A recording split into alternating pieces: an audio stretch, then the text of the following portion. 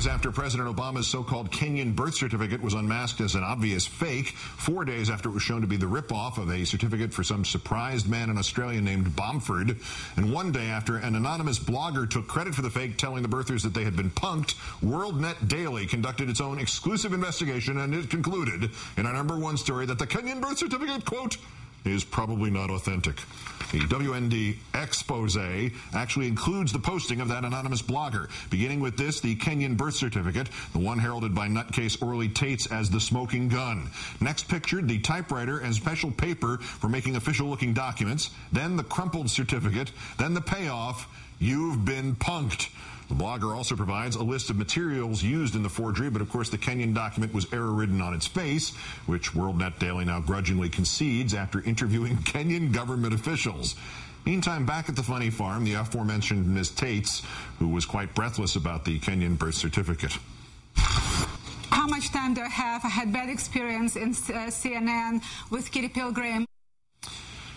Well, now you know where Ava Gabor wound up. No surprise, then, that the most respondents in the recent poll think that there has been too much actual serious coverage of the whole birther jazz, and yet a plurality of Republicans think there's been too little birther news. Fox Birther Channel. Let's turn now to comedian Christian Finnegan to address their birther news needs. Good evening, Christian. Hi, Keith. I don't get this. CBS runs dubious documents about Bush's military service 5 years ago. The anchor gets fired. There's a big panel that includes a former attorney general. The right goes crazy. Don't we have to have a WorldNet Daily investigation, or at least, take Orly Tates' wig license away from her or something? Keith, what you fail to realize is that CBS is a news organization. Oh. Okay, listen, you're going to take WorldNet Daily to task for factual inaccuracies? What a buzzkill, man. Next, you're going to want to shut down World Weekly News because somebody disproved the existence of Bat Boy. And don't forget World News Weekly, the other one. That's the one. Oddly, WorldNet Daily had verified the actual Hawaiian birth certificate a year ago.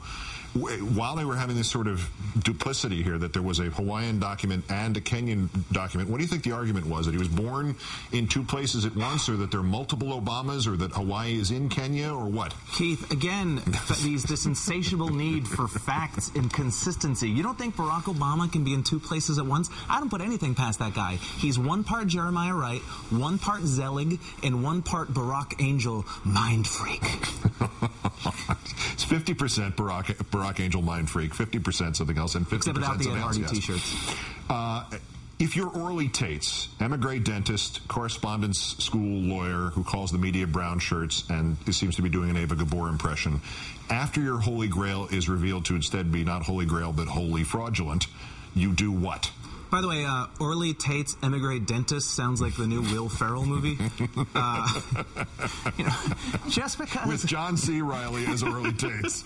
Yes. Just because this woman looks like she should be selling brooches on the Ukrainian Home Shopping Network, it does not mean that there aren't a plethora of opportunities out there for her. There's a groundswell to have her replace Paula Abdul on American Idol, as you may know, but although I think Big Pharma is behind that. Right. But if that doesn't work out, she could always be Lou Dobbs' sidekick, like his Topo Gigio. Oh, no, but Lou Dobbs' sidekick is the one she's complaining about, Kitty Pilgrim. Oh. So anyway, I thought she looked, in fact, like, you remember the Schmengies, the fake documentary that John Candy did? Yosh and Stan Schmengi with Eugene Levy. I was thinking either that or Beaker from the Muppets. All right, with all of this, we can still count on this certain segment of the GOP to say, we want more. Yes, we've got him now. Do we think there's an overlap between this and the crowd that thought the best episode of Happy Days was when the Fonz literally jumped the shark on the motorcycle? Well, it was the best episode. Oh, okay, of course it was. And by the way, I don't know if you've heard the latest Rolling Stones album, but that band is really starting to come into its own. And whatever happened to New Coke, by the way? I actually am one of the people that hopes that the birth certificate story keeps going, because I'm trying to plan a vacation. I'm learning a lot about Kenya and Hawaii, and I happen to be a forgery buff. One part of this I've never heard explained. If this is a conspiracy, if there is some other birth certificate out there, why are there birth notices for Obama in 2 Hawaiian newspapers in August of 1961? I mean, did the conspirators think that far ahead? And if they did, can we hire them to do something like, cure cancer or something? There must be geniuses. Yeah, I don't think there was that much prenatal planning leading up to the birth of Rosemary's Baby.